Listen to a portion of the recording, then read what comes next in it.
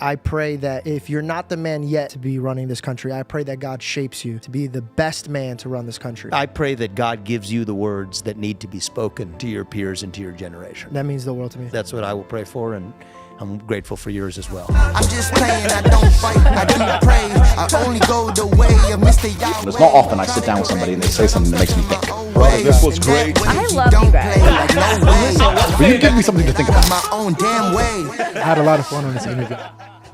I am excited about this episode. I know. Thank you for having us in your beautiful house. Thank you for coming over, guys. Hallmark house, by the way. Oh, I appreciate that. This Thank is you. like a dream home. Like, I literally, every time we were walking back and forth, I would whisper to her, I'll be like, yo, we got to get a house like this.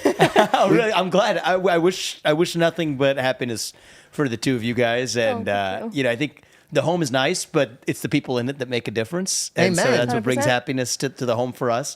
This is an inaugural first ever podcast in the basement of my home, next door to the playroom. And so exactly. Let's go. We're going to have some enjoying it. fun and games now. I'm glad we're talking about the home because I want to start with the home. I think I'm a first generation American, and I believe you are too. Yeah. I mean, my parents are immigrants. Are you an immigrant? Or I'm not an immigrant. your I parents look like came one. from where?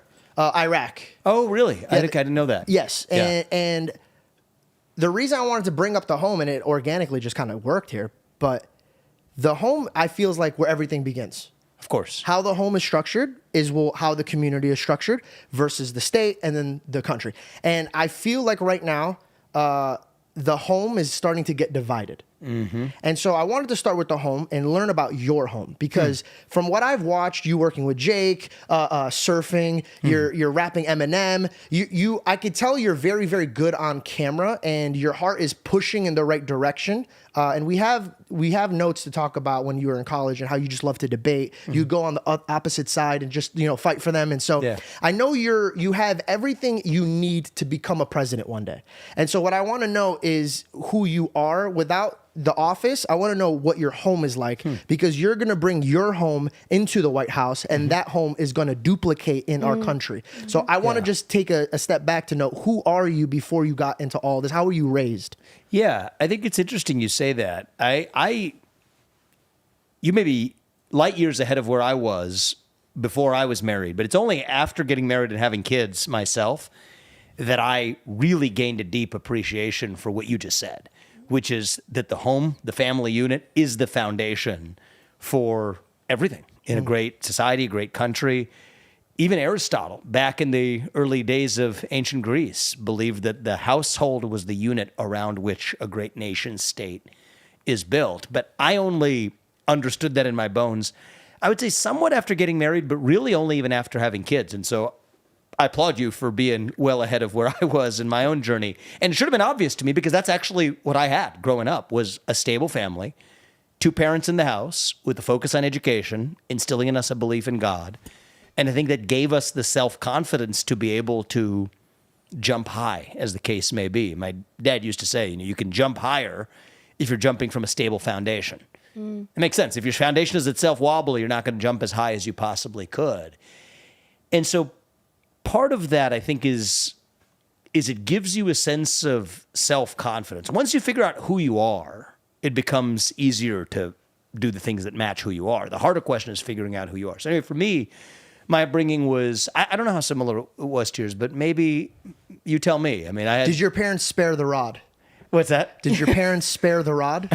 What do you mean? Like Let's bring it out a little bit? Yeah, I mean, like, don't act up. You know what I mean? Like, and I think that's important because who's that? Oh, I don't know. It's the Vidge. I'm just kidding. I wanted to freak you out because you're not. You tell me. Thanks, bro. I was like, this is my home, but I don't know this man. That's so funny. It's good to see you, man. Could you put this over there? I'll grab it if I need it. That's I funny. found that so funny. He was like, I don't know. And I have security all around my house. I should probably know. So yeah, my dad never spared the rod. It's a biblical term. And God is, talking to the man of the house and he's saying, don't spare the rod because you might have to, show them what pain is at a small you mean fraction. that? You mean the literal sense? Yeah. So my parents did not. They didn't use it often, but they didn't spare it. Yeah, they I'll only tell you used that. it when they needed it. Yeah, of course, and it's there. And so once you learn as a kid about the importance of the boundaries your parents have set, then you actually have an opportunity to build your own understanding of what is or is not appropriate around that understanding that your parents gave you. And so for me, it was maybe not uncommon to that of many immigrants who come to this country. There's a sense of insecurity, I guess, because my parents didn't come here with a lot of money. They were earnestly focused on one thing in life, which is making sure that their kids had a secure life that was better than their own. And they understood that gave them a responsibility to set clear boundaries at a young age. Okay, this is how you do things. This isn't how you do things. And it's not that as you grow up as an adult, you necessarily follow every little last boundary they set for you. I mean, if I had followed their wish and career path, I would have been a doctor practicing medicine, probably here in Columbus, Ohio, but living a very different life than we do now. But it gives you a starting point, or at least a framework from which to go in a different direction.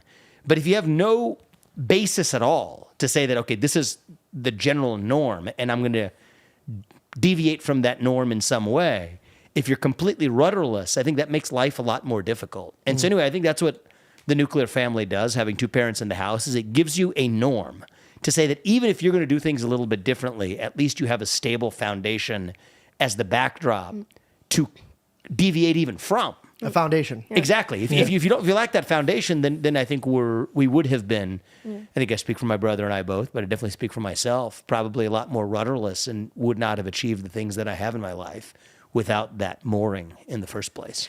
I agree, but I also think that if you didn't have that fear factor, you also wouldn't have that. And I'm starting to realize that there's quotes that I follow that I know have a lot more power than people understand. And that's the reason why I always push in a biblical sense. Even if you're not a religious man, it's still a history book. And history repeats itself. So when not only is it a history book, it is time-tested history book in the sense that this has given direction and purpose and meaning to people over a couple thousand years now.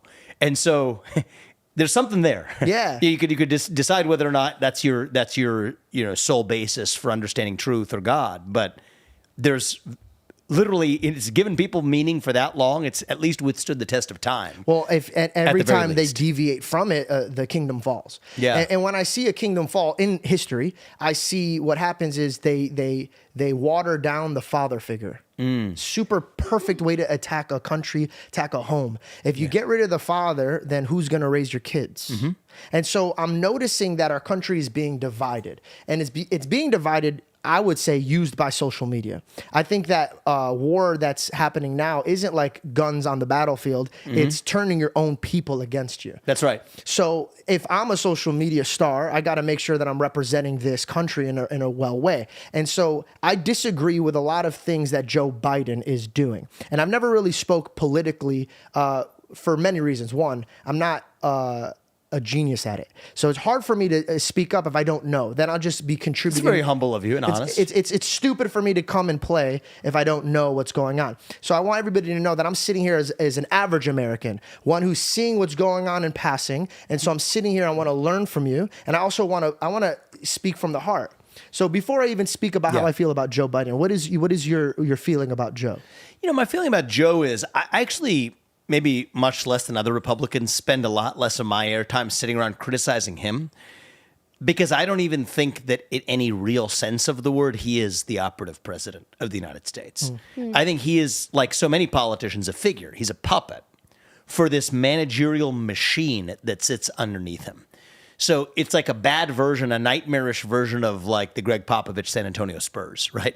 It almost doesn't matter who's playing point guard because it's a machine that operates irrespective of who's actually playing whatever role they're playing. And he just happens to be really the instrument, the puppet who's playing the role of the U.S. president. And viewed as such, see, a lot of people wonder, well, why would they nominate this man who has this many cognitive deficits or is unable to construct full sentences? In some ways, for the people who are operating that machine, and that's not one person who's like the Wizard of Oz sitting behind the scenes, it's a whole machine, it's actually more convenient when the president doesn't have independent thoughts of his own, when the president itself is just a cog in that wheel. And so, yes, could I give you a whole litany for 2 hours of a list of Biden's policies that have been disasters for the country, the failure to enforce basic policies on our southern border, the implications for economy? Yes, we could go through all of that, and wouldn't be that different than what many other Republican politicians could tell you. But I think the reality is actually far more interesting and far more important to the country, which is that the idea that this is one man who's actually calling the shots as the leader of the executive branch is a farce. He's not. The people who were electing to run the government, that's the myth we tell ourselves in America today. That we tell ourselves, we go through these elections, the people we elect to run the government, they're the ones running the government, then we hold them accountable. It's all a fairy tale. The people we're electing to run the government, they're not the ones actually running the government. It is this managerial bureaucracy, this machine that's independent of the people who we elect, but the people who we never elected are the ones really pulling the strings. And so what do I think of Joe Biden? I think he's a puppet, and I think for that reason he's mostly irrelevant. And I think a lot of the focus disproportionately, like even in the Republican primary process, the pledge they had all the candidates sign is the Beat Biden pledge. As I signed it, I kind of scoffed. I mean, you had to sign it to be on the debate stage, so I signed it. But I kind of laughed to myself because it reflects the way in which the Republican Party is itself missing the point. I think there's a very good chance Joe Biden won't end up being the nominee by the time we get there. Yeah. The puppet masters are slowly losing their use for him. When you become totally impaired at a certain point, you stop being useful even as a puppet. But I think that's what I think is really going on with the Biden issue. And you spoke on this, that, you know, one of your things that you wanted to bring to the attention was that you want the board, the people who are on the government, to be the ones to actually be running the government. Yes. Right? I mean, there's two basic ideas that I approach this with. It's not black or white or even Democrat or Republican. One is the people who we elect to run the government should be the ones who run the government. And number two is those people who we elect, they owe a moral duty exclusively to the citizens of this country, not any other one. The first and only moral duty of U.S. elected leaders are to the U.S. citizens in this country. That's it. I don't think that's too much to ask. I think that that's two basic ideas that we fought in the American Revolution to say. We get to choose who runs the government. We, the people, create a government that's accountable to us, not the other way around. That's what the American Revolution was fought for, and that's what I stand for. My opinion of Joe Biden, and this is like my first time ever opening up. Let me first be very respectful. When I came to this country, my dad made it very clear in front of my friends. He embarrassed me really hard because we walked in as like high schoolers, not knowing anything about this country, and we were mad talking shit about this country. And my dad pulled me aside. He goes, "We gave up everything to be in this country." He goes, "So don't be the man that sits and complains and does nothing. Be the man who's quiet, rolls up his sleeves, and gets to work." Yes. Okay. So to be that man, I love your dad already. I have to see Joe Biden as a man that's greater than I, and I'll explain why. Because he rolled up his sleeves and he at least attempted to try to help this country. Now, I don't know him personally. I don't know his philosophies. I don't know what way he's going. I don't know him personally either. Yeah. So for me to say, no, this guy's a clown, he needs to get out of here, that's stupid, it's idiotic, it's very immature. The man has dedicated his life to this country, so I must respect his heart. But as a 31-year-old man, I can't hide my eyes and my ears to see that the man who's running our country can't walk on and off stage. The man is disabled mentally right now. And that's not taking shots at him. No, it's sad. The man's age is there. He's done everything. I can't even go. When people say, oh, look at this man, he's not there. But the man was there. And the man gave everything he got to the point where literally the man's checked out. So as a citizen, I'm just saying, why isn't anybody stepping in? Because I've never voted. And the reason why I've never voted is because I believe that the votes don't matter. Now, that might piss a lot of people off, but come on, dude, the president's not here right now. So as a man who's trying to become more of a person who should be believing in voting, why should me or anybody else consider voting when the man who is in charge right now is publicly and personally not running this country? Yeah, so it sounds like you and I have some pretty similar observations. I think it's the most important thing, and I think many Republicans miss this. The man is not really the president of the United States in any sense that our founding fathers envisioned. So then why should I care about voting? So, and I come from a place of understanding where you're at, man. For most of my 20s, I voted in my first election back when I was 19. I voted for the Libertarian because I couldn't fathom voting for either George Bush or John Kerry in 2004. But I didn't actually vote for much of my 20s after that because I didn't see candidates who inspired me. So I'm coming from a place of understanding where you're coming from. I can tell you, sitting where I sit now, I still regret that. I still regret that because as long as there's somebody who has a last best chance, and this is why I ran for president this time, and I think that it's what motivated me and gave me a sense of obligation to do this. Somebody needs to come in and break that system. So it's not serving as a red-colored cog or a blue-colored cog in the same system, which is what you admittedly have from the professional politicians who repeatedly run. But what we need is somebody who isn't running as a red cog or a blue cog, but somebody who's bringing a baseball bat to break all the cogs. Basic reforms that we need in our government that say the people who we elect to run the government run the government. Get rid of a lot of the bureaucrats that are wielding these professional politicians like puppets. That puts more responsibility then on the elected representatives. Because what happens when you have the bureaucrats that are running the show is the elected representatives don't need to actually assume that level of responsibility anymore. And it works out better for them. It's true of the president. It's true of most people in Congress. What you said about Biden is true in terms of elder abuse and the gerontocracy in the White House. No disrespect to him, but he's not able to do the job. But we have many people in Congress and in the U.S. Senate that fit that same description because the job is being done by about 4 million federal bureaucrats who were never elected to those positions in the first place, but who are the real ones exercising power over the economy and the judicial and the legal system and the running of this country. And so these things work together where if you have a candidate who's actually going to step up and bring a baseball bat to break that system, I would say if you're disillusioned by the system, you still have an obligation to make sure that we burn that system to the ground and build a new one in its place. Are you not playing by that system? Well, I didn't play by that system in so many ways. Well, you're not out yet. I mean, you might be out for this for election, this cycle. But I know what you're doing. You're setting yourself in. You did a cannonball, showed the people what you could do, and then when you circle back, not only do the young Americans know who you are, but the new young Americans will know who you are. It's a perfect play. I know exactly what you're going to do. And the next generation is, I mean, that's the whole reason we're doing this. I mean, my kids and their generation, in some ways, you're maybe close to a generation of the next generation to me. We're not going to have a country left unless we have somebody who actually breaks that system and breaks that entire cog and machine that this is built on. And so what I would say is kind of like the advice your father gave you a little bit.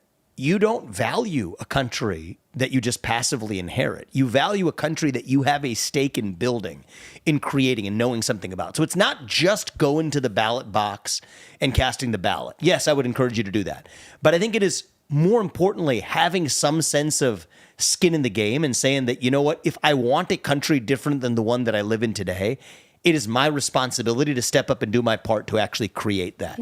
So that's why I think that you might have heard me say this in the campaign trail, I think every high school senior who becomes a voting citizen should have to pass the same civics test that every immigrant has to pass in order to become a voting citizen in this country. I see no point in you going to the ballot box and just filling it out and handing it in, voting for the U.S. president, if you have no idea what branch of government the U.S. president even leads. But they're not even educating them in school. Absolutely. What, did you see this as like a form of brainwashing?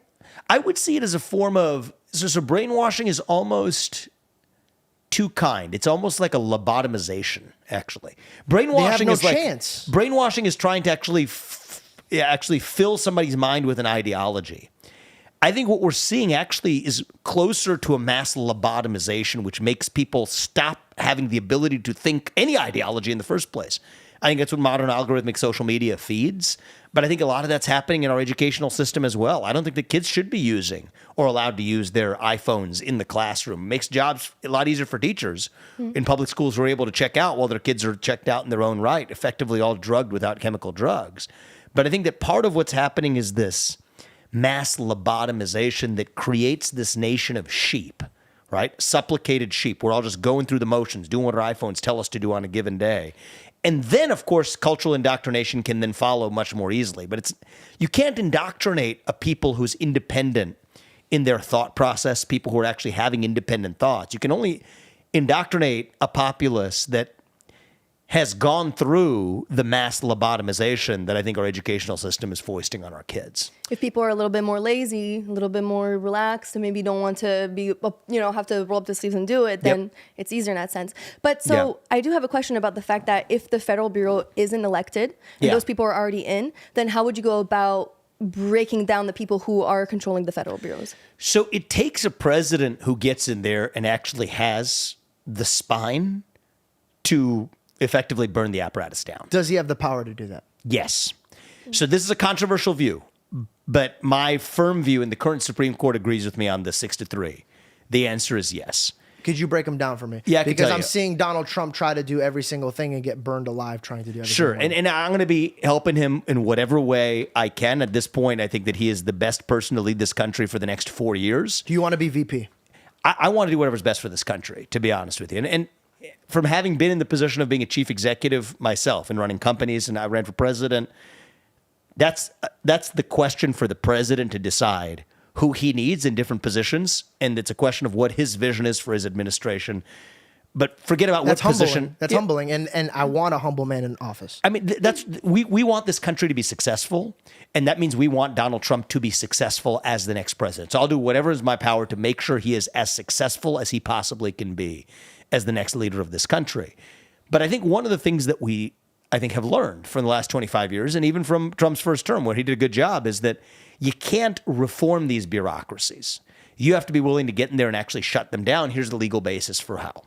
So Article 2 of the Constitution, it's a great document. Sometimes it's worth going back and revisiting. We forget its existence sometimes. Article 2 of the Constitution says that the executive power of the United States shall be vested in a president. Not in 100 different executive agencies, in a president. That means, and I adopt a theory that's called the unitary theory of the executive branch, which means there's one executive branch.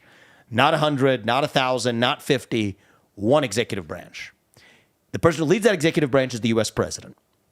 And I know from being an executive, if somebody works for you and you can't fire them, that means they don't work for you.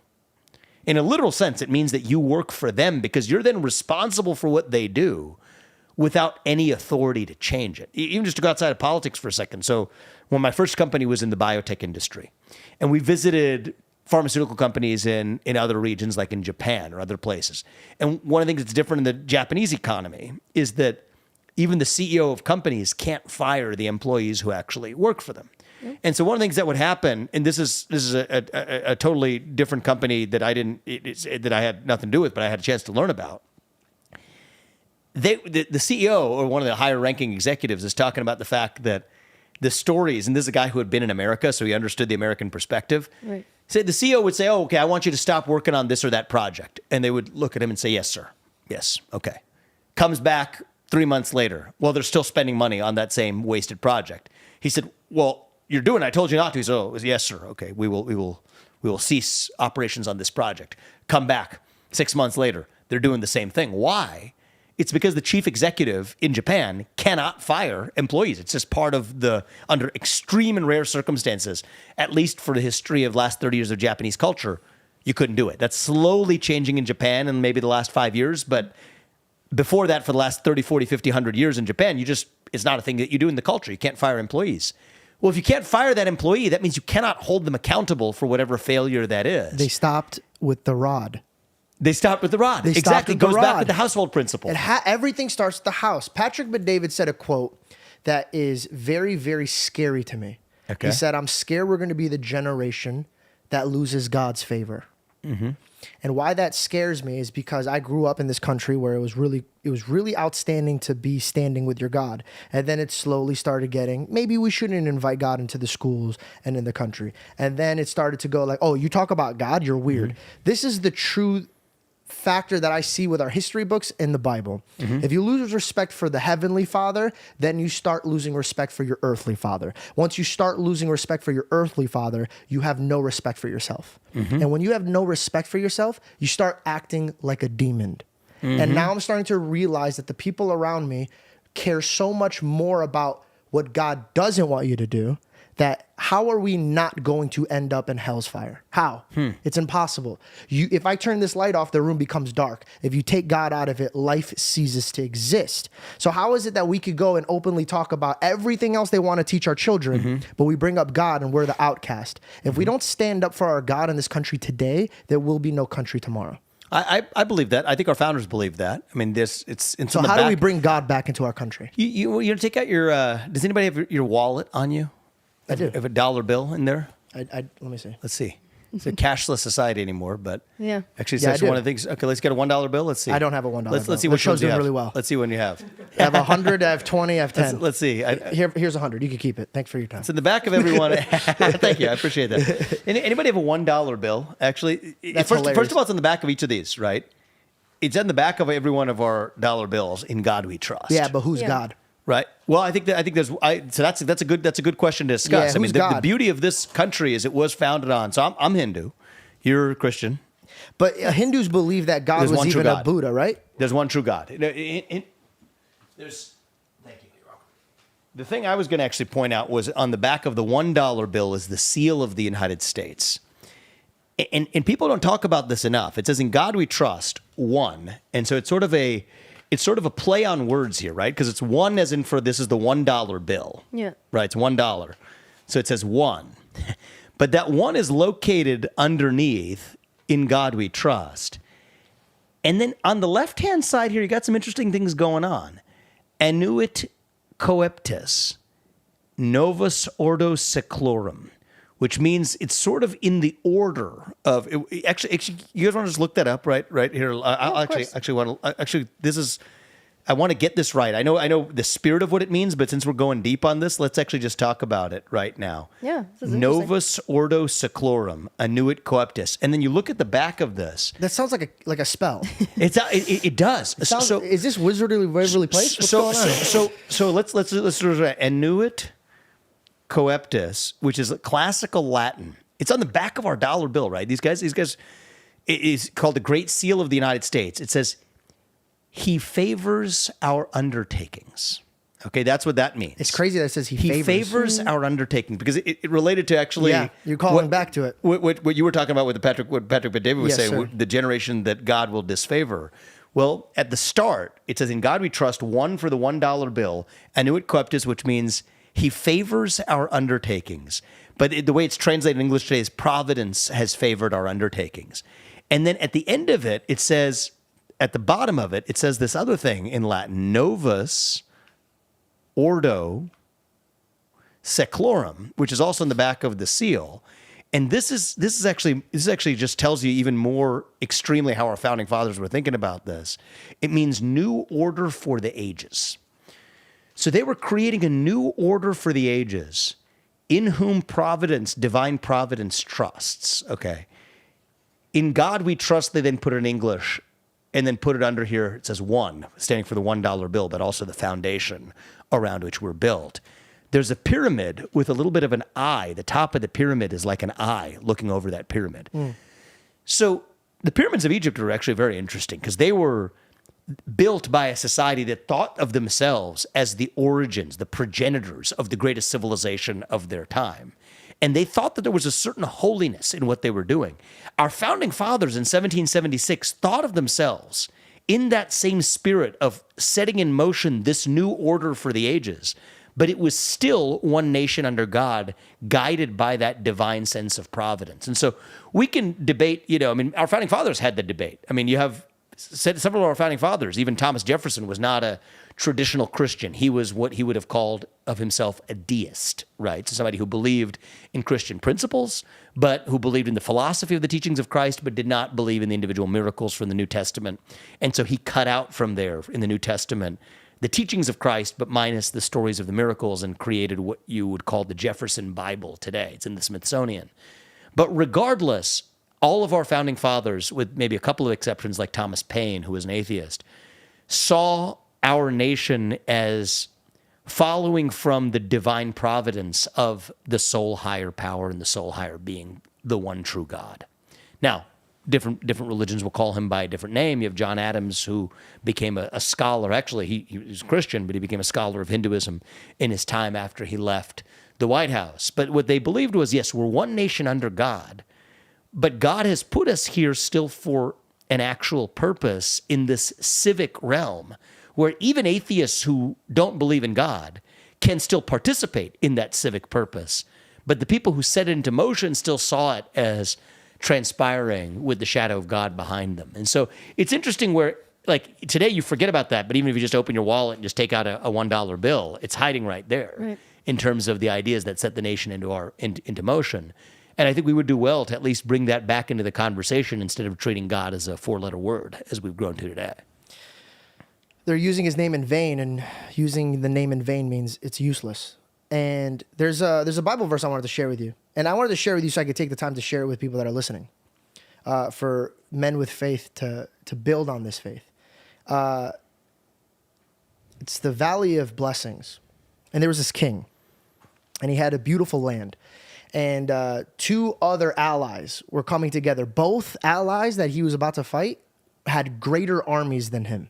So on the right, bigger army than him. On the left, bigger army than him. they're coming to take his land. And so he goes to God and he goes, there's zero way of beating this. There is zero way of beating this. We don't have the resources. We don't have the manpower.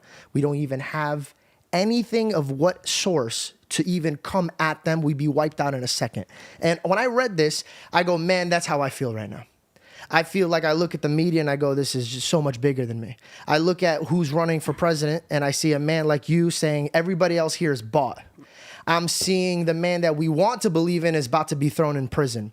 I'm seeing a chokehold on every exit that we have to bring this country back on its feet. And then I read this and I go, okay, well, what did they do? What was their plan of attack? And the Lord said, it's not your battle no more. It's mine. So when you go there, put down your weapons. Don't even look at them as enemies. I want you to rejoice. I want you to pray. I want you to give thanks to me and let me know it's in my hands. So I go, okay, what happens next? And then I realize the two enemies that are coming at him in the story, they turn on each other. They fight each other. And then when one of them wins, they turn on each other then.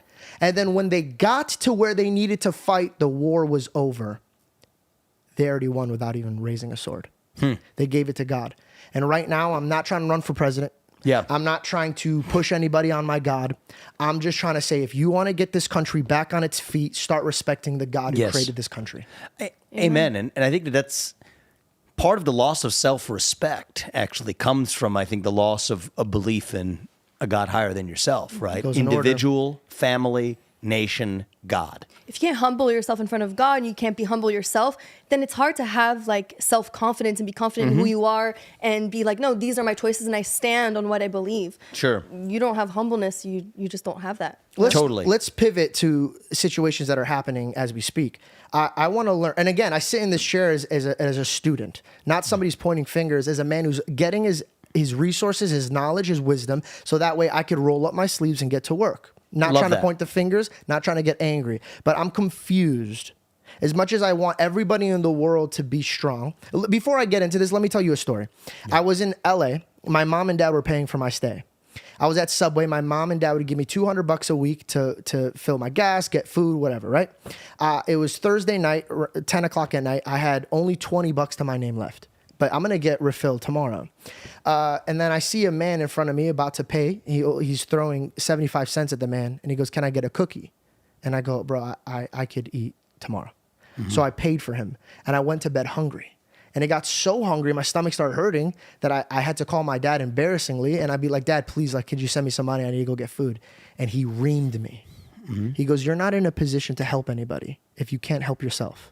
He goes, never, ever, ever, ever try to go and help somebody else and then fall on your feet, because then somebody else is going to position themselves over you. He goes, be strong with your foundation. And then when you're strong and you're confident, then you help your family. When your family is strong and confident, then you help the other people around you. So what I want to know, knowing that from my father, a good man, a great man, that told me, do not help other people if you're in trouble. Why is it that we're running to other countries and helping them with their borders when we ourselves have no border control? I think it's a form of escapism, actually, from our own plight. As the expression goes, riding an airplane, right? Put your own oxygen mask on before helping the passenger next to you, because you're going to, in the end, do neither of those two things well in the first place. And so that's a big part of what we're happening right now is, first, how about helping yourself? Then how about helping your neighbor or your colleague or your classmate or the person in your community? And then maybe we can get to solving hunger in the Congo, and then we can actually get to solving whatever other global calamity, a lot of that's made up anyway, that we have to worry about in the first place. But I think right now, it's almost a form of escapism where solving some of the problems we have at home looks so daunting that we're deflecting the public to say, we all have a hunger for purpose, right? We all need to fulfill our hunger for purpose. It's pretty darn hard for us to figure out how we're going to address the wave of mental health epidemic, et cetera, raging across this country. Young people with their starvation for purpose. You have veterans committing suicide. You have suicide and depression and anxiety spreading like wildfire across this country. Yeah, I don't know how to deal with that, but let me just focus on climate change from the mountaintops of Davos. Let me worry about Ukraine's border and somebody else's invasion across somebody else's border, rather than actually look in the mirror and taking care of our own border invasion right here at home. From my perspective, it looks like they're just pocketing the money that they're taxing us while pretending that they're good people. Well, that's definitely the people on top, right? But, Yeah. but that trick only works if our culture is able to be exploited into it. So I think for our culture, what's happening for the people who are buying this up is it's a form of, you can't solve what's right in front of you. So let me at least feel good about myself about something that's distant. Because even if it hasn't been solved, the further away it is, the more I can convince myself that it was solved and that I contributed to doing some good anyway. Now, the people on top, I mean, they're all bought and paid for. I mean, it's all corruption all the way down. You look at the way that the very people who are advocating for more war in Ukraine include people who have interests in military contracting firms that make more money from going to war. You have the lobbying effect of people. Why is lobby illegal? It shouldn't be. I mean, somebody should explain to me why it is in the public interest. That is. I'll tell you why. I'm going to tell you mechanically why it's legal. It's legal because the people who have to vote against it are the very people who are benefiting from being lobbyists afterwards. So if I was president, This is the mafia. It's what it is. It's a cartel. Okay. It's a cartel running our government. I don't think you should be able to lobby the government for 10 years after you left the government. I don't think you should be allowed to trade individual stocks if you're a congressman or a bureaucrat that's regulating different industries. I don't think you should be able to join the board of a company for at least 10 years after you've left that government if you've been actually doing business with that company. I mean, that was my issue with Nikki Haley in the debates. She joins the board of Boeing. Literally, her first act after leaving the government is joining the board of Boeing. And she was bankrupt before that. Oh, and by the way, she had done special favors for Boeing the entire time that she was in government to the tune of hundreds of millions of dollars. You tell me they weren't waiting nice and warm with a well-paid board seat right afterwards. So Republicans do it, Democrats do it. So I would say no trading of individual stocks, no joining boards, no lobbying, add term limits for the congressman as well. I would end the super PACs, the system that allow you to pay millions of dollars to donate to a candidate, even though the technical limit is $3,300 because you use a separate vehicle to do it. That's happening in our politics. How does this advance the interests of the American people? There's no good answer to that question. So here's how I would have done it if I was elected president, and this is how I think it still can be done. I hate doing it this way, but this would work. Is you tell the people in Congress, okay, here's the deal. No lobbying for 10 years until after you've left the government. I would say no lobbying at all if you could get there. No trading of individual stocks, all of that. But as a concession for you voting for it, it doesn't apply to you, for the people who are already here.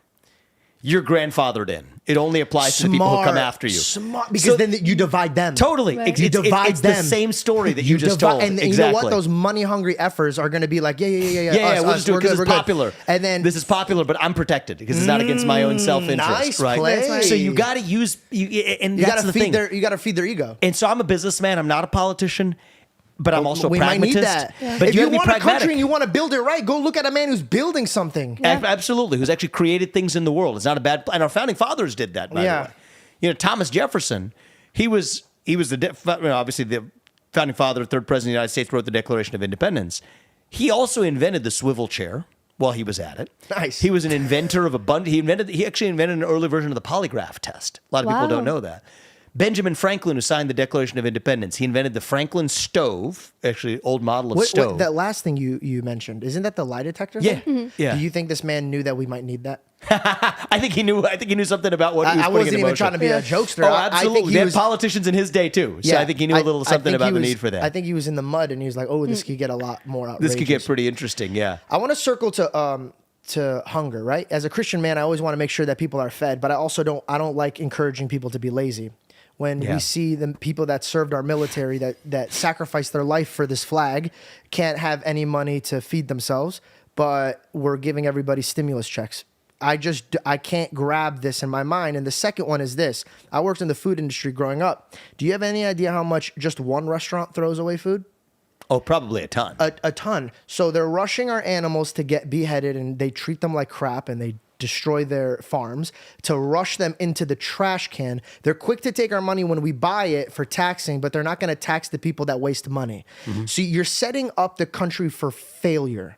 So when you say, hey, you're going to pay $2 extra to buy this chicken, but at the end of the day, you know that restaurant's going to throw maybe 500 chickens away. And they're going to do that tomorrow, and so is everybody on that block. Why are they so concerned with taking more money out of your pocket without taxing or penalizing people that throw away food? You don't even have to throw it away. You could pick it up and give it to the shelter. So that way we're not having shelter food.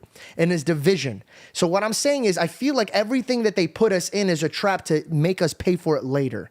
divide and conquer is indeed the way of the elites exercising a lot of power in this country. But one thing I'll say is, I think there's a different kind of hunger that I'm also interested in, and it relates to your point about work, is I think that all of us, whether you're just hungry, you have people who are hungry on the streets, sure, but I think all of us right now are hungry for that sense of higher purpose, right? And so we have a hunger for meaning. That's not being satisfied at a moment where God and family and faith and belief in country and patriotism disappear. But part of how we actually address hunger in the literal sense is actually bring back the concepts that satisfy our hunger for purpose in the first place, like hard work, right? So I think it's not compassionate. I think it's cruelty to pay people more money to stay at home instead of to go to work. A lot of those same restaurants that are throwing away those extra food. Well, one of the rate limiters that stops them from being able to expand and serve food to more people is the fact that they can't find enough people to hire to fill most of their open positions, right? So most restaurants, if they want to expand today, one of the top obstacles is filling those open positions. Why is it hard to fill those open positions? Because our government is actually paying people more money to stay at home instead of to go to work in the name of compassion. Now, in the short term, might that allow somebody to buy food that they otherwise might not have afforded? Maybe that's the justification. But actually, that's also what's driving an epidemic of depression and loneliness. You sit in your parents' basement smoking pot, playing video games. You're not actually satisfying your own purpose or meaning. And that's why, the very reason, the restaurant is actually having a lot of hard time finding an extra person to fill that open position, which in turn creates that cycle of waste. And so it's not like we can just look at one of those elements and say we're just going to fix this as a Band-Aid solution. We have to take a look holistically at what's happening. And part of what's happening is we have lost our ethos in this country of getting ahead through hard work and commitment and dedication.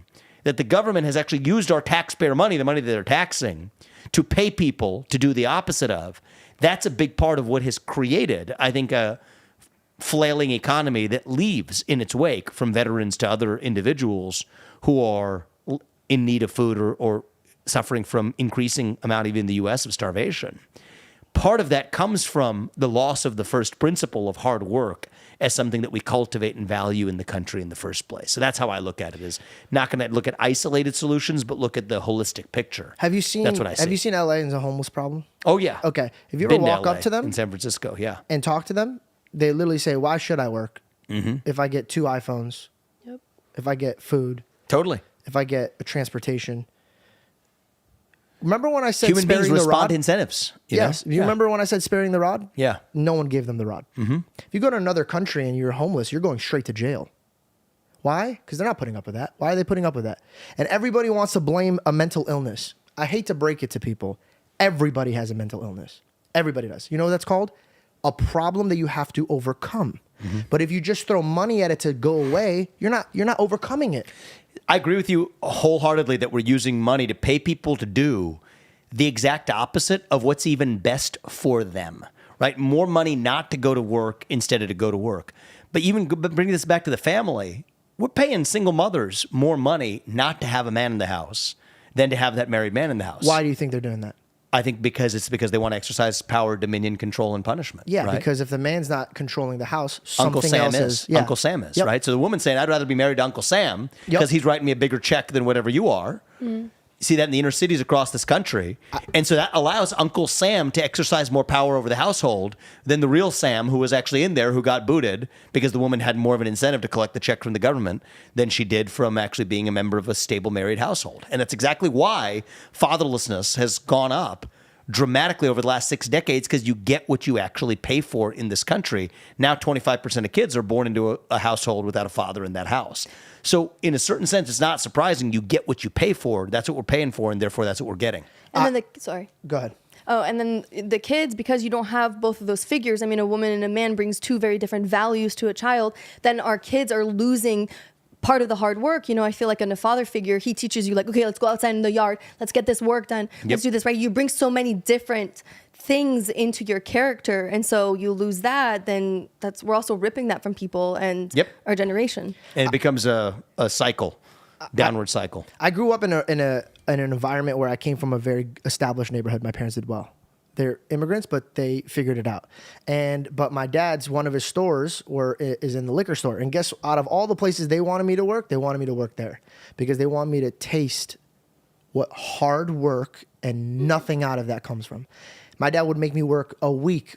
Like, I'm talking from the sunrise to the sun sets for $100.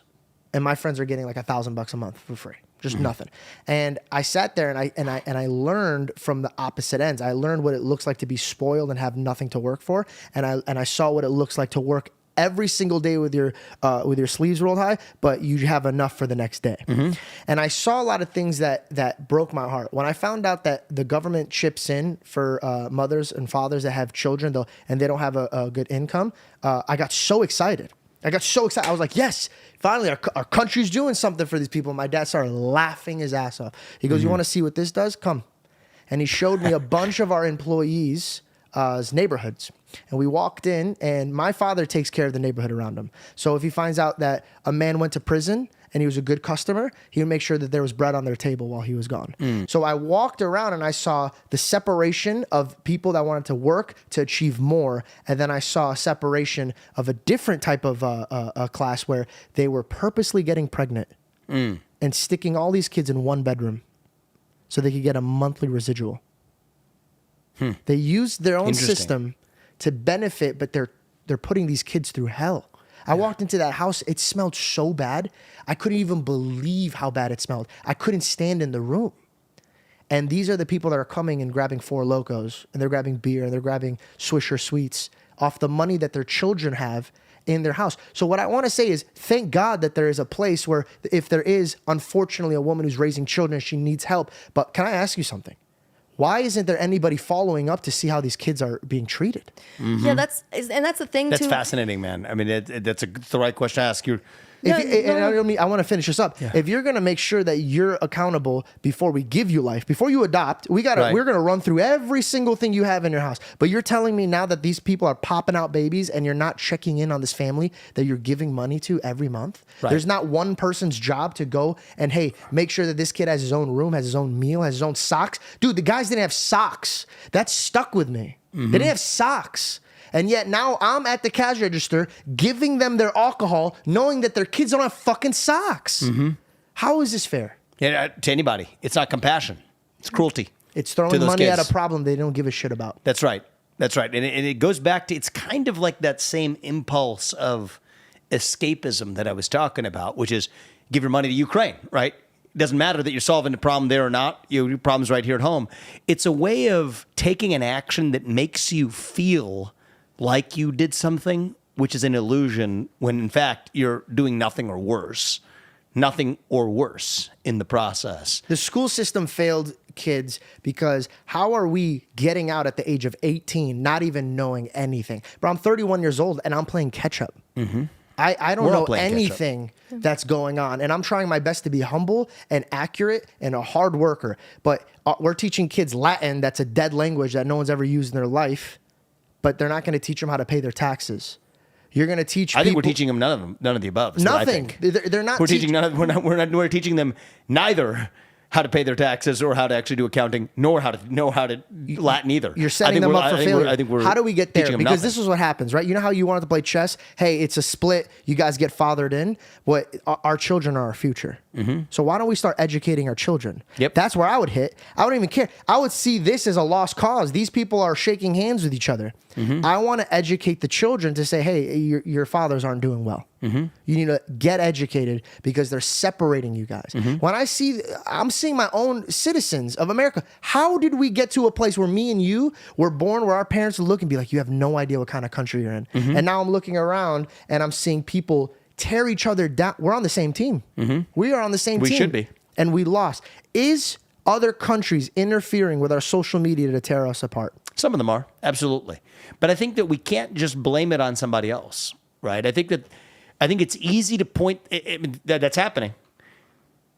But we got to look within and ask ourselves, what is it that makes us fall for the trick, right? A nation of sheep is what breeds a government of wolves, right? And so we can blame the wolves, either our own government or actors from the outside.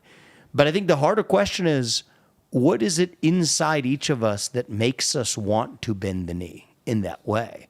And I think that goes back to that fundamental loss of purpose, grounding, mooring. We're rudderless right now. Bring back the value of each individual, the value of the family, of the nation state, that I'm a citizen of this nation, not another one, that it is one nation under God, that I believe in something bigger than myself. Once we ground ourselves in that, then you know what? It's going to be pretty hard for somebody else coming in from the outside to divide you when you're actually grounded in your own convictions. And so, yes, there's a million things from the top down that I've written about in my books and elsewhere and talk about in the campaign about how we have corrupt government actors working with companies and tech companies to do through the back door what they couldn't through the front door, the effects of China or other countries manipulating and artificially using social media to sow division in our country. Yes, it's real. But it's still that trick only works if we let it work, because we've left ourselves so vulnerable and exposed to exploitation. And I think where I'm moving now is much less focused on the external. That becomes a lot easier to deal with if we've actually dealt with the vacuum of the internal in the first place. And that's not just going to be through politics. I mean, it comes through, I think, actually having open conversations in the next generation that's been taught to shut up, sit down. I think it's the do as you're pendulum's told. coming back. I think it is. John F. Kennedy had an amazing quote. He said, "Stop asking what the country could do for you, but what you could do for the country." Mm-hmm.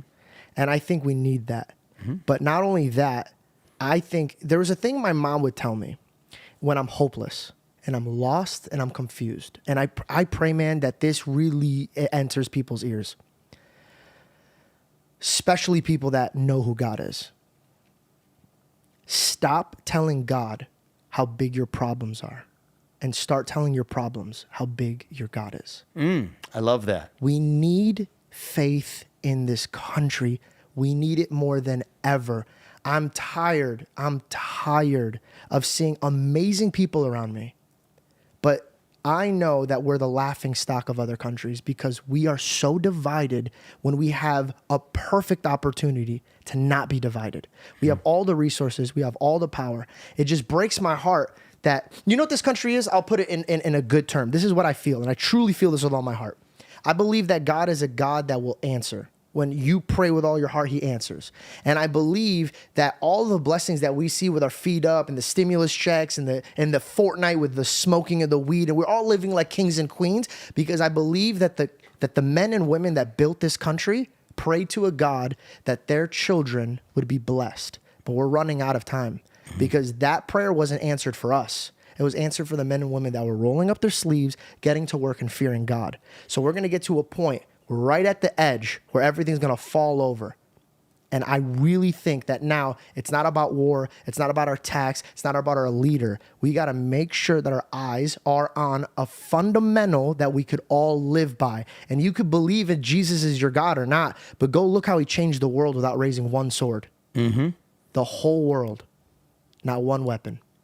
It's exactly right. Now, I think that spirit is something that we're missing today, actually. But how do we bring that? But what would you say is the way to bring it back? I mean, for me, I think it takes more people willing to talk about their faith in the open. We need heart, because we all don't care anymore, and we don't have heart into it, and so we're not pouring our passion and caring for our neighbors and really caring about what the outcome is. Same thing that comes back to giving people checks, but then there's no one checking in on those homes, making sure that everything is good with them, because that could help a lot of families. You know, like I come from, my mom had, we had to leave my father, and so she was the one raising us, but that was truly like a situation where it was difficult. My mom had to roll up her sleeves, and she started back from scratch. She could have used some of that help, so it's unfortunate that there are situations like that where it's like some people really do truly need the help, but then other people are kind of ruining it for the others and taking advantage of it. But if we had more people with heart and who cared and who had something that they feared, then we would eliminate so many of these issues, right? I think a good way of starting out, and that was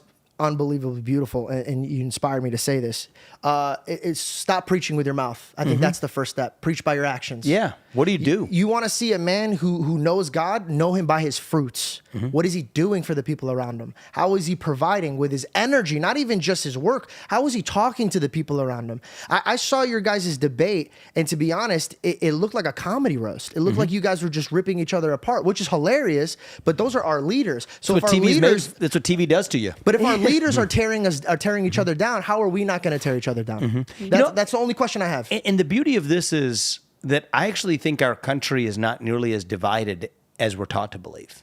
I mean, TV and social media creates a projection of division that I can tell you from being in roomfuls of hundreds of people across this country, from Ohio where we are now to Iowa to where I've been to everywhere else.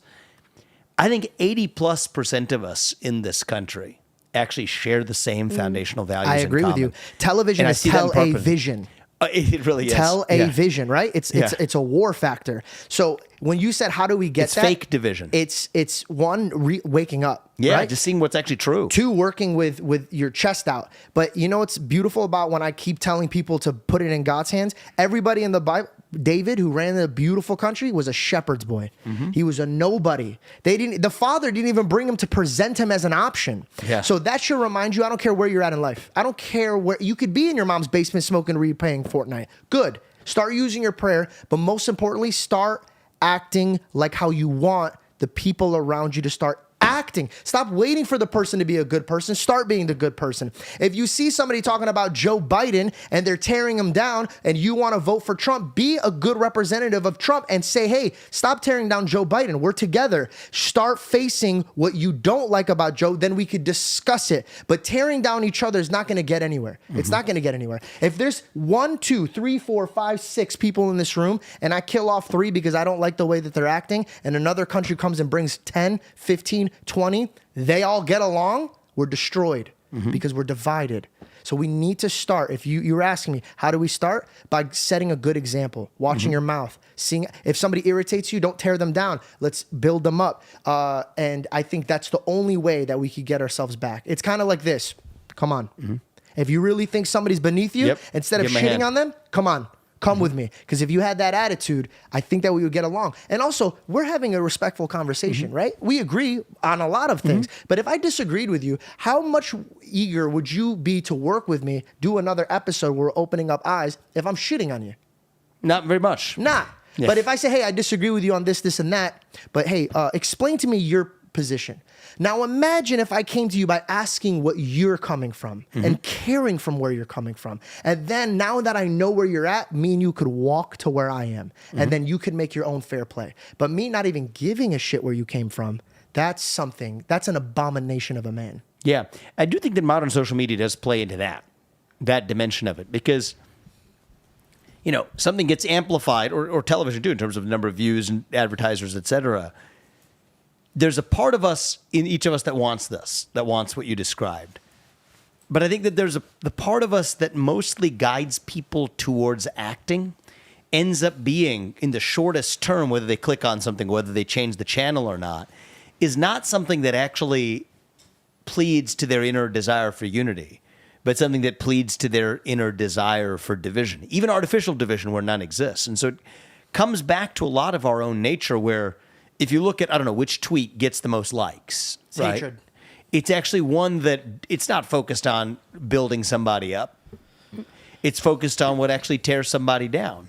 And so it comes back to that inner vacuum and void that I think there is a side of each of us that the deeper true self wants what you describe. But there's a superficial version of self that guides us to behave in ways that are not really helpful to our own values in the long run, but our short-term impulsive behavior is really the backbone of creating much of the modern digital economy that creates that conflict, where 80% of us actually do share those same foundational values in common. But the way that we behave in the short run, in terms of how quickly I'm going to click on A versus B, is guided not by that shared commonality of value, but a short-term impulse within me that's different from the true me, right? And so then our society, even though 80% of us are united, appears to be different than what that true country really is. Does that make sense? It does. And biblically, do you know what the Bible says about impulsive people?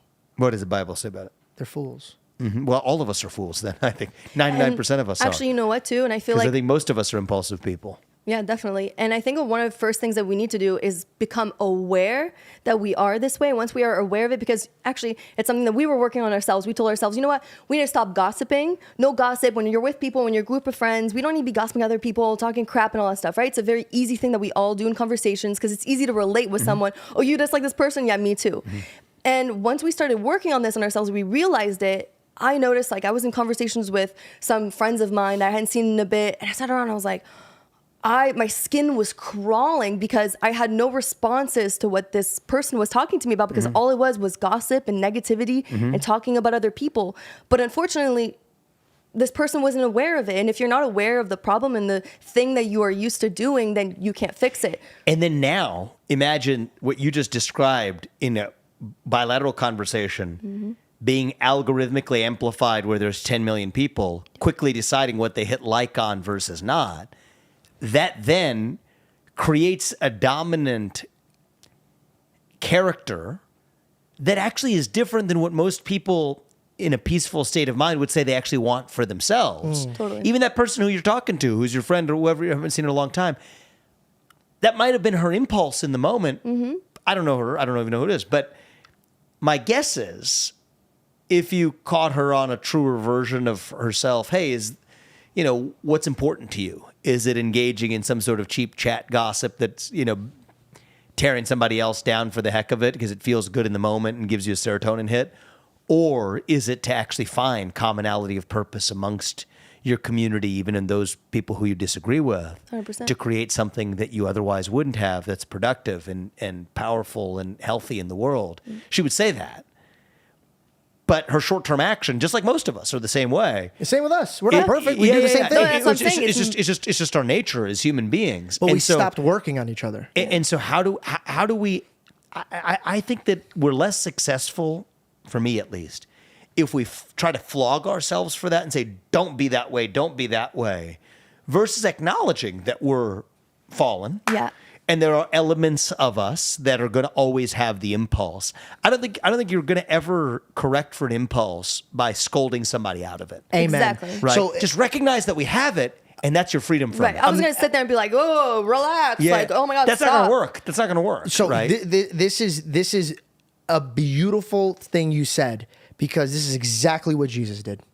He condemned their actions, but he never condemned the person. Yeah, or the element of them. So check this yeah. out. When we were giving this influence to people, I wasn't like, yo, quit the jib jab, bro. That's above me. Like, you know what I mean? Like, I that's not how I behaved. I would be like, hey, I'm actually working on myself right now, and I'm limiting the gossip talk. I don't want to talk down about people. I brought it to me. Yeah. And Hey, so this is something I'm working on. I'm trying myself. if they want to hang out with me in the room, or if they want to go in the direction that I'm going, they have to carry themselves with respect, right? Yeah. So I'm gonna respect George, because he's working on this, so I'm going to work on this. And guess what? When she worked on this after I brought this up, then she realized, her friends do this, and now she could genuinely bring it up as a concern about herself to her friends. And now see what's happening here? It's starting to move out of the circle, but it didn't start by me being like, hey, Vivek, you need to watch your mouth. It went like, hey, Vivek, I'm here as a student. I'm learning from you, and I'm working on my gossip. I'm doing this. Now, you respect me, and you're saying, okay, let's work on this together. And now you're taking that turn. But it's different from me scolding you when you know yourself that I do that too. Right. Exactly. So we all acknowledge that about ourselves, acknowledge that about the people around us. And you invite people to, maybe allow their own inner lion rather than their sheep to actually be what guides their action. 100%. And I think that that's where we are right now, is there's a lion and there's a sheep inside each of us. And I think that if we allow that inner lion to awaken itself in ourselves and those who are around us, I think the more likely we are to get our country and our society and ourselves back in the process. And I think God is a great aid in that process. Even if you don't believe in him. So why reject the aid? You brought up an interesting point. I had a philosophy professor once who he's an atheist, but he says no way. But there always are. But his recommendation, exactly, of course, right? But his he was talking to the students in the classroom to say, when you have kids, I would still recommend that you raise them with a belief in God. You know why? Though? Wait. Do you know why though? Yeah. Because As a even if you practical do aid. not believe in God, you cannot deny His works. Yeah. You can see okay. Let me give you an example. Would you, if you found out that this guy's smoking pot and playing Fortnite all the time, would you let your kids go be babysit by him, or would No. you want the Christian man that you know his values are great? Take the Christian man. Okay, Yeah. so that there's proof in the works. Now let me circle back to fatherhood, because the way you carry yourself is very honorable. I really respect Thank you you, man. because you're honest, Thank and you. I really really respect an honest man. And just to let you know, I would have voted for you. I appreciate it, man. truly Thank would have you. voted for you. And I waited till now to get to know you a little bit more, but I truly would have voted for you. I want to know now, how are you carrying yourself as a father when you're raising your two kids? What are you doing, and what are you trying to separate their actions versus the kids around them's actions? Yeah, I think maybe it's starting, maybe picking up right where we left off. Let's not worry about the kids around them for a second. And let's sort of start with the own impulses that we recognize in our kids. One of the things that Apurva and I try to work on is you can see a lot of those, we used the word impulses earlier, those are wired into our nature from much of a young age. And so some of this is we set boundaries. So we've done something with our older son. It actually, he's 3 years old, right? But it kind of works where he gets to make the choices, right? So we have an imaginary system of like play money in the house, right? Okay. So if he wants to actually wear his own shoes, he actually earns a little bit of money in the process.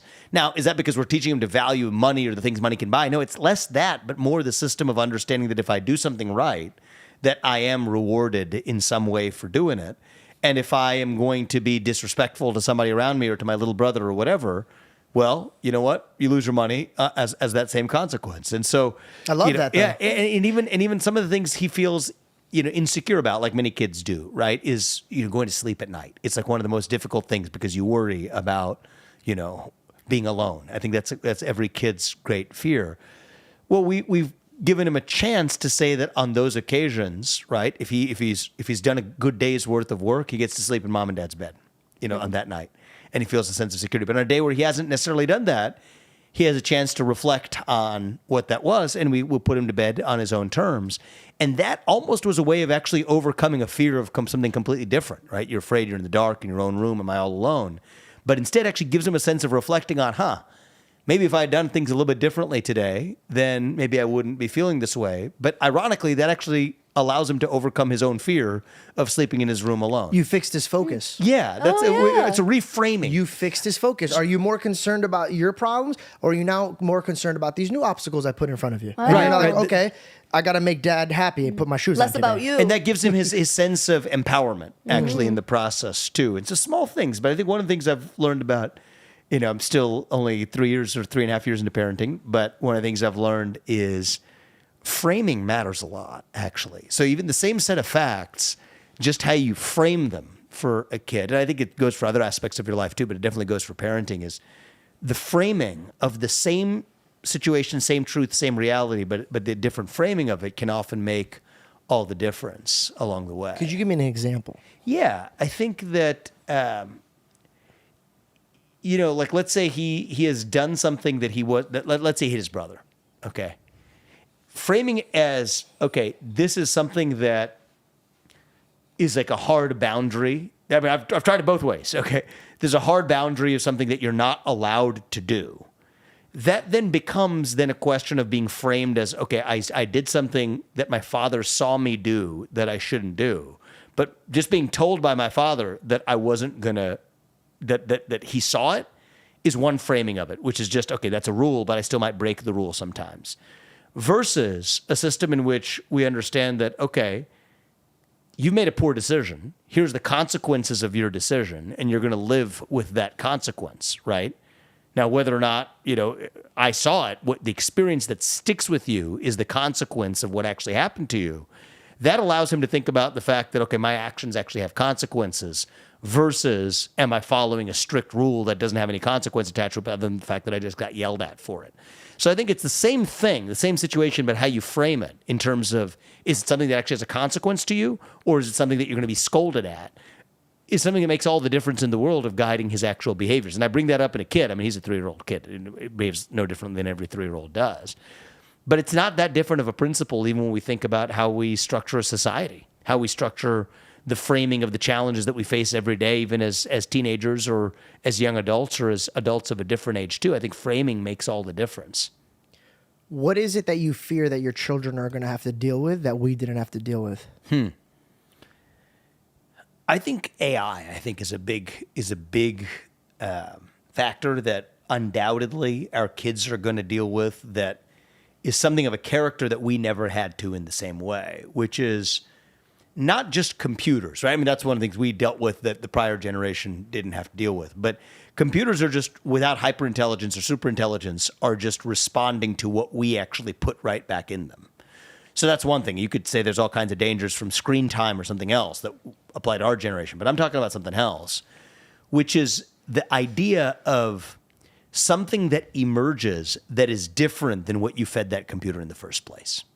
Of them having their own mind. Yes, exactly. And then that mind is able to take advantage of you in a way that you don't realize that you're actually being taken advantage of. Right. I think that's actually different. It's one thing if it's a human being using an instrument to take advantage of you. It's another if it is actually a being that was programmed by your own very actions, projected back against you to take advantage of your own impulses or your own behaviors that you didn't even know was doing it.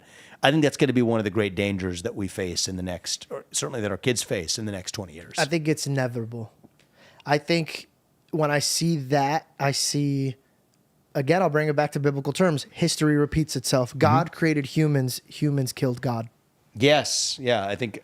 And so when we create another form of life, I believe that's when they kill us. Or another form of intelligence. Yeah, exactly. But even before we jump to the end, all the people that are working the 9-to-5s, all these people that are busting their hearts out, the ones that they're throwing money at because they know that that problem is about to be solved when we replace them. Mm-hmm. I think the separation from rich and poor, there'll be no more middle class. And I believe the only reason there was middle class now is to scare, poor before and then middle class is to scare the middle class into going poor. And I think once they remove that, it's going to be the people that are really running this earth and the robots and everybody else's servants. And I think it's going to be at a whole different ballgame. I think that it's not crazy. A lot of people would hear what you say and they could say that's just crazy talk. I don't think that's crazy talk. I mean, I think there's a lot of different ways it could play out. It may not play out in the sense that there's like robots with 2 legs that look like, Android objects. But the spirit of what you said, I think, is pretty close to how it's going to play They're not out. there yet, but Yeah. dude, Elon Musk is building little robots. But it doesn't even have to be done in the way that those robots necessarily look like humans, right? They just wreck the internals. Those robots could just be whatever has the ability to exert control over your mind or behavior, whether or not it looks like a humanoid object. How do we figure that out? I feel like that's a fire that's growing really quick, and we're all like, you know how you were saying we won't deal with our problems, we'll deal with it later. I would hope somebody corrects me, but if I'm wrong, but I'm pretty sure it was I'm not gonna even mention the company because I don't want to get in trouble. But there was a company that had an AI, 2 AIs, and they shut them down because they created their own language to speak together. Yep. That's not unheard of. Hey, man, that's exactly where scary. Need Yeah, boundaries. so I think one thing we could do right out of the gate is at least draw a boundary between any AI-driven product or algorithm and children. Let's just start with that. I'm not saying that's the end-all, be-all, but that's at least a starting point to say that if you're actually using hyperintelligence or superintelligence, at least draw a boundary between the interface of that product and children, for what it's worth. If we Let's can't start draw there. boundaries within ourselves, how are we going to do that? Oh, exactly. But that's what we got to first be able to draw boundaries within ourselves and within, but we've already done it, right? We already say that you can't smoke a cigarette before the age of 18. You can't have an addictive drink of alcohol by the age of 21. Now, how well do we enforce that? We could debate that. But I think that you should not, sexually inappropriate material below the age of 18. At least we should be doing that. Well, I would say the same thing with respect to something that could exploit your own impulsive behaviors back against you. There's a lot of protection even adults might need from that. Yeah. But let's just agree with where we'll all begin. How are we going to at least protect minors? Because minors are not fully formed adults. And so we already have a framework for recognizing that. Let's at least use that to take the first step in protecting. You asked about the next generation. What risks are they going to face that we didn't? Well, at least let's protect them until they're 18 years old. Let's start with that. That's something Democrat or Republican, black or white, we should be able to agree on. And I think those are areas where, in some ways, I think it's valuable to talk about some of the risks that we will face in the future. Because right now our politics is such that if you're talking about an issue that we're facing here and now, people have already formed their own strongly entrenched partisan biases about what they're supposed to say or not about that issue. But if you're talking about something relating to the future, right? The future of blockchain or AI or, what the heck is going on with UAPs or what we do or don't know or space exploration, we can pick that set of issues. They're really important to the future. Everybody recognizes they're very important, but they haven't yet been polluted by the partisan bickering.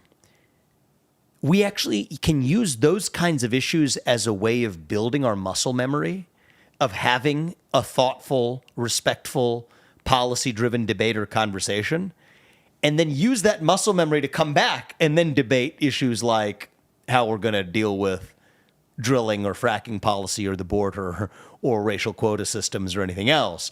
Those issues right now, you can't have those debates without people immediately falling into their camps. But if we have a thoughtful discussion about the future of AI and how we're going to protect children or the next generation from some of the perils of AI in the future, the beauty of that is, we might actually have something productive that comes out of protecting our children. But we've also built a kind of practice, right? A kind of muscle memory for how to be able to tackle a complex challenge in a society where that issue has not yet been balkanized or partisanized in the same way. So we say, okay, if we can address that, an issue that challenging where we haven't drawn those partisan boundaries yet, then you know what? Maybe we might just be able to deal with our border in the same way too, if you take our partisan filters off and deal with it in the same way that you dealt with actually a far more challenging issue to address, which is the future of AI. You get what I'm saying? Absolutely. And I think it's possible. Everything is possible. And so that's the practice that we need to develop. I don't want to install fear. I want to install faith. My last question. Yeah. Because your guy in the suit's like, you'll wrap it up. Or sniper on the roof.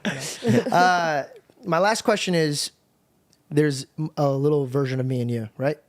New to this country. Our parents are very excited. Are new. Yep. Yeah.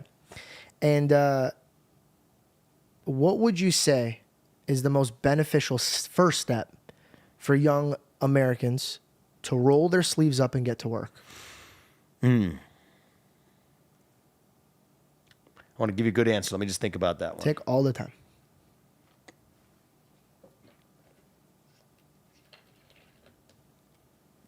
I'd say two things. They go together, actually, though. Let's tie this back to our earlier discussion about impulses, okay? One of the learnings I've had in my life is that I don't always have an impulse to be generous. But when I do, I've never regretted following it. Amen. Okay?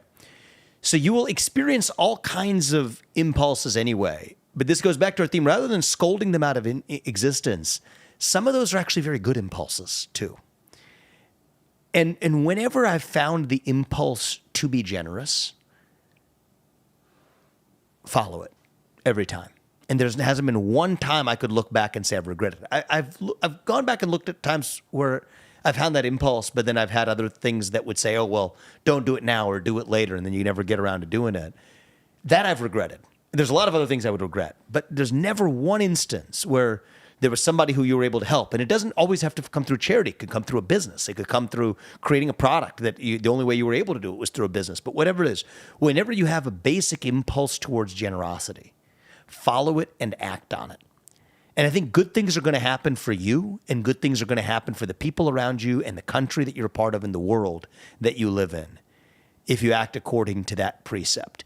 And that way, you're not in this difficult position where you have to effort doing something good in the world. That's a hard thing to do, because then there's also situations I've been in where I didn't feel like being particularly like doing a thing, let's say, writing a check to some charity to go to some fancy ball. I hate that kind of stuff anyway. But okay, well, did I really want to write $10,000 check to go to this thing and wear a black tie event? And, because somebody's pressuring me to do it. Okay, I've done it before.